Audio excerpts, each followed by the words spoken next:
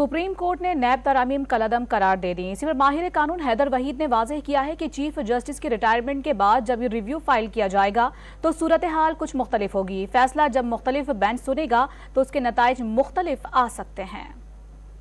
बात होगी अब, क्योंकि ये चीफ जस्टिस अब रिटायर होंगे और ये जब इसका रिव्यू फाइल किया जाएगा तो दो तो जजेस वही होंगे, बट तीसरा जज जो है वो कोई और होगा। तो मेरे ख्याल से ये एक इंटरेस्टिंग डायनामिक होगा कि जब इसका रिव्यू चलेगा तो बेंच एग्जैक्टली ये नहीं होगी और रिव्यू में यही बात, इसी नुक्ते पे मेरे ख्याल से रिव्यू शायद प्रेफर किया जाएगा कि ये 184(3) के जुमरे में नहीं था, और अगर था भी तो पार्लियामान जो है जहां लेजिस्लेट कर चुकी हो तो कौन से कॉन्स्टिट्यूशनल आर्टिकल्स हैं जो इससे वायलेट होते हैं कि आपने कलअदम करार दिया। डायरेक्शन की भी बात की जा रही है कि शायद 7 दिन में सबको रिस्टोर करके केसेस या तो चलाने की बात मेरे ख्याल से तो होगी, बट रिपोर्ट तो कुछ डिसाइड करने की हद तक की भी कही जा रही है। मेरा नहीं ख्याल कि 7 दिन में कोई नैब का केस डिसाइड हो सकता है इस तरह।